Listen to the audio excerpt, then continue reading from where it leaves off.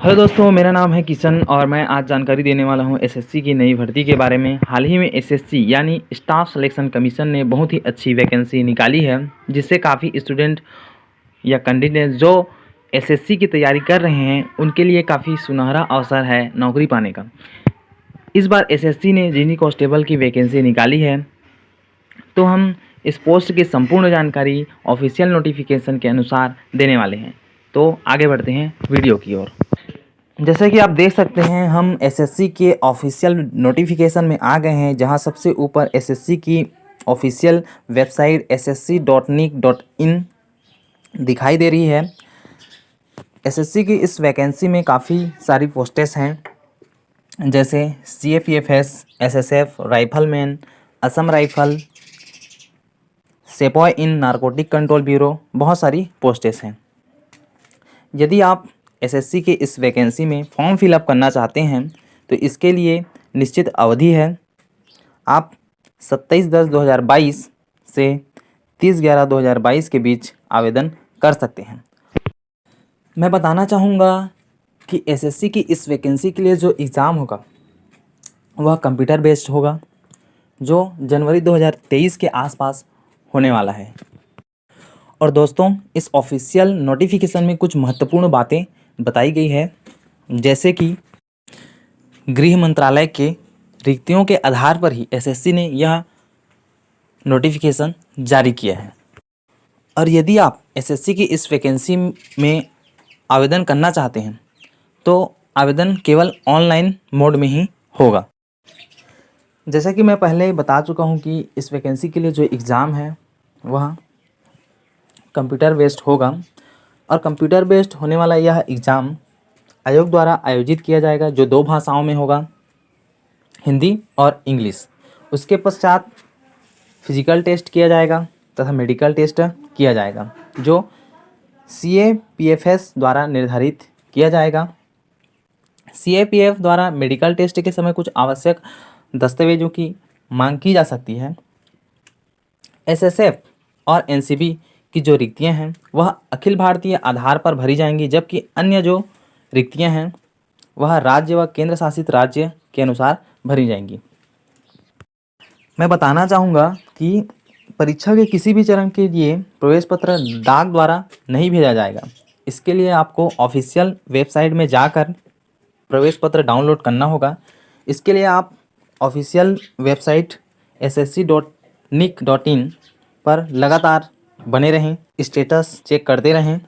अब बात करते हैं इस वैकेंसी के वेतनमान के बारे में। तो एनसीबी की पोस्ट के लिए पे लेवल 1 18,000 से 56,000 तक तथा अन्य पदों के लिए वेतनमान लेवल 3 21,700 से 69,100 रुपये तक का रहेगा। मैं बता दूं कि बहुत सारी पोस्टेस हैं, जैसा कि चार्ट में दिखाई दे रहा है।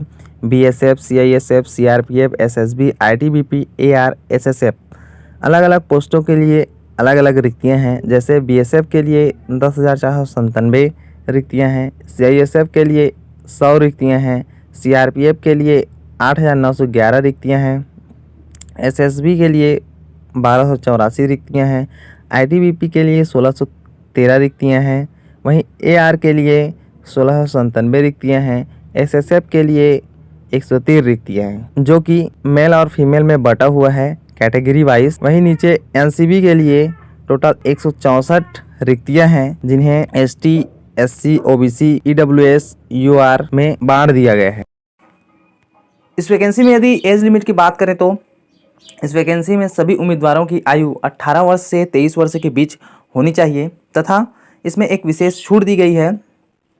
कोविड महामारी के कारण इस भर्ती में सभी श्रेणियों को 3 वर्ष की छूट दी जा रही है, यह बहुत अच्छी बात है। तथा श्रेणीवार सभी उम्मीदवारों को कैटेगरी वाइज छूट दी गई है, जो ST SC को 5 साल की तथा OBC वालों को 3 साल की तथा एक्स सर्विसमैन को 3 साल की छूट दी जा रही है। 1984 तथा 2002 में गुजरात में होने वाले दंगों में मारे गए पीड़ितों के बच्चों को विशेष छूट दी गई है, जो कैटेगरी वाइज है, जिसमें अनारक्षित बच्चों को 5 साल, OBC वालों को 8 साल तथा ST SC को 10 साल की छूट दी जा रही है। अब यदि इस वैकेंसी की योग्यता की बात करें तो यदि आपने 10वीं उत्तीर्ण कर रही है तो आप इस वैकेंसी के लिए फॉर्म फिलअप कर सकते हैं, यानी आवेदन कर सकते हैं। और यदि आप 10वीं पास नहीं हैं तो आप इस वैकेंसी के लिए आवेदन नहीं कर सकते। वहीं यदि आपने एनसीसी किया है, यानी आपके पास एनसीसी सर्टिफिकेट है, तो इसमें विशेष छूट दी जाएगी। यदि आपके पास सी सर्टिफिकेट है तो आपको 5% की छूट मिलेगी। यदि आपके पास बी सर्टिफिकेट है तो आपको 3% की छूट मिलेगी। वहीं यदि आपके पास ए सर्टिफिकेट है तो आपको 2% की छूट मिलेगी। बताना चाहूँगा कि यदि आप इस वैकेंसी के लिए आवेदन करना चाहते हैं तो आवेदन करते समय कुछ बातों का ध्यान रखना आवश्यक है। जैसे कि यदि आप इस वैकेंसी के लिए आवेदन करना चाहते हैं तो इसके लिए आपको एसएससी की ऑफिशियल वेबसाइट पर ही जाना है तथा पासपोर्ट साइज फ़ोटो अपलोड करते समय कुछ बातों का ध्यान रखना है। जैसे कि फ़ोटो का साइज 20 से 50 केबी के बीच होनी चाहिए तथा जो पासपोर्ट साइज फ़ोटो है वह 3 महीने से अधिक पुराना नहीं होना चाहिए। फ़ोटो साइज 3.5 से 4.5 का होना चाहिए तथा जो तस्वीर है वह बिना कैप चश्मा वाला तस्वीर ही होना चाहिए। इस वैकेंसी के लिए आवेदन की अंतिम तिथि 30/11/2022 है। उम्मीदवारों को उनके हित में यह सलाह दी जाती है कि वे अंतिम तिथि के पहले ऑनलाइन आवेदन कर दें। अंतिम तिथि तक प्रतीक्षा ना करें ताकि परीक्षा के दौरान वेबसाइट पर भारी भार के कारण एसएससी वेबसाइट पर लॉगिन करने में असमर्थता न हो। ऑनलाइन आवेदन जमा करने से पहले उम्मीदवारों को यह जांचना होगा कि उन्होंने फॉर्म के प्रत्येक क्षेत्र में सही विवरण भरा है या नहीं। ऑनलाइन आवेदन पत्र जमा करने के बाद किसी भी परिस्थिति में कोई परिवर्तन नहीं होगी।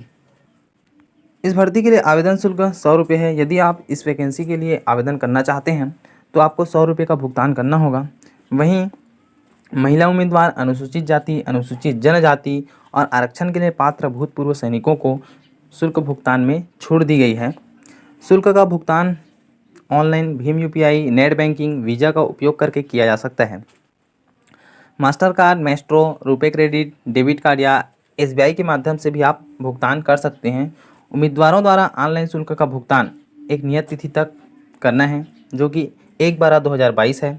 परीक्षा सेंटर का चुनाव आप अपने हिसाब से कर सकते हैं। आप जिस राज्य में रहते हैं उसके हिसाब से आपको जो स्थान पास पड़ेगा उसके हिसाब से आप परीक्षा सेंटर का चुनाव कर सकते हैं। इस वैकेंसी में होने वाले एग्ज़ाम की बात करें तो इसका एग्ज़ाम कंप्यूटर बेस होगा। कंप्यूटर आधारित यह परीक्षा वस्तुनिष्ठ प्रकार का होगा जिसमें कुल 80 प्रश्न होंगे। प्रत्येक प्रश्न के लिए 2 अंक निर्धारित हैं। सिलेबस की बात करें तो इसका सिलेबस इस प्रकार होगा। जनरल इंटेलिजेंस एंड रीजनिंग के 20 प्रश्न होंगे जिसके लिए 40 अंक निर्धारित हैं। General knowledge and general awareness का 20 प्रश्न होगा जिसके लिए 40 अंक निर्धारित हैं। एलिमेंट्री मैथमेटिक्स के 20 प्रश्न होंगे जिसके लिए 40 अंक निर्धारित है तथा इंग्लिश या हिंदी आप दोनों में से एक सब्जेक्ट चुन सकते हैं जिसके 20 प्रश्न होंगे जिसके लिए भी 40 अंक निर्धारित है। इस परीक्षा की समय अवधि की बात करें तो इस परीक्षा के लिए आपको 60 मिनट का समय दिया जाएगा। कंप्यूटर आधारित परीक्षा केवल 2 भाषाओं में होगा, अंग्रेजी और हिंदी। इस परीक्षा में यदि आप एक प्रश्न गलत करते हैं तो इसके लिए आपका 0.5 अंक काट दिया जाएगा। इसलिए प्रश्नों का उत्तर देते समय इसे ध्यान में रखें और सोच समझकर ही उत्तर का चयन करें। कंप्यूटर बेस्ड एग्ज़ाम के पश्चात फिजिकल एफिशिएंसी टेस्ट होगा तथा फिजिकल स्टैंडर्ड टेस्ट होगा। कंप्यूटर बेस्ड एग्ज़ाम में क्वालिफाई हुए कैंडिडेट ही फिजिकल एफिशिएंसी टेस्ट तथा फिजिकल स्टैंडर्ड टेस्ट के लिए पात्र होंगे। फिजिकल एफिशिएंसी टेस्ट के पहले बायोमेट्रिक सत्यापन किया जाएगा। फिजिकल एफिशिएंसी टेस्ट में हाइट, चेस्ट और वेट का मापन किया जाएगा। एक सर्विसमैन जिन्होंने कंप्यूटर बेस्ड एग्ज़ाम क्वालिफाई कर ली है उन्हें फिजिकल एफिशिएंसी टेस्ट तथा फिजिकल स्टैंडर्ड टेस्ट में छूट दी जाएगी। उनका केवल हाइट, चेस्ट और वेट का मापन किया जाएगा। तत्पश्चात उन्हें सीधे मेडिकल एग्ज़ाम में उपस्थित होना होगा। फिजिकल एफिशिएंसी टेस्ट में रेस होगा जिसमें प्रथम चरण में मेल कैंडिडेट को 5 किलोमीटर 24 मिनट में पूरे करने होंगे तथा फीमेल कैंडिडेट को 1.6 किलोमीटर 8.5 मिनट में पूरे करने होंगे। जो कैंडिडेट लद्दाख से बिलोंग करते हैं उन्हें रिमार्क मिलेगा। वहीं दूसरे चरण में मेल कैंडिडेट को 1.6 किलोमीटर 6.5 मिनट में पूरे करने होंगे तथा फीमेल कैंडिडेट को 800 मीटर 4 मिनट में पूरे करने होंगे और जो कैंडिडेट लद्दाख से बिलोंग करते हैं उन्हें रिमार्क मिलेगा। एक महिला उम्मीदवार जो परीक्षणों के परिणाम स्वरूप 12 सप्ताह उससे अधिक समय की गर्भवती पाई जाती है, उसको अस्थायी रूप से अयोग्य घोषित किया जाएगा और प्रसूति समाप्त होने तक नियुक्ति को स्थगित रखा जाएगा। जिस रिक्ति के लिए एक महिला उम्मीदवार का चयन किया गया था, उसे उसके लिए आरक्षित रखा जाएगा।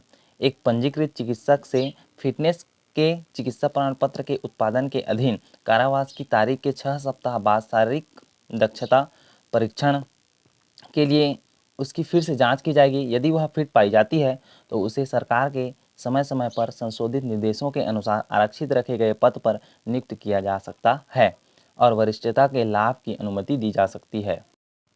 अब बात करते हैं फिजिकल स्टैंडर्ड टेस्ट के बारे में, जिसमें सर्वप्रथम हाइट का मापन किया जाएगा, जिसमें मेल कैंडिडेट का हाइट 170 सेंटीमीटर होना चाहिए, फीमेल कैंडिडेट का हाइट 157 सेंटीमीटर होना चाहिए। हाइट में कैटेगरी वाइज छूट दी गई है, जैसा कि चार्ट में दिखाई दे रहा है। तत्पश्चात चेस्ट का मापन किया जाएगा, जिसमें मेल कैंडिडेट का चेस्ट 80 सेंटीमीटर होना चाहिए तथा 5 सेंटीमीटर का विस्तार होना चाहिए।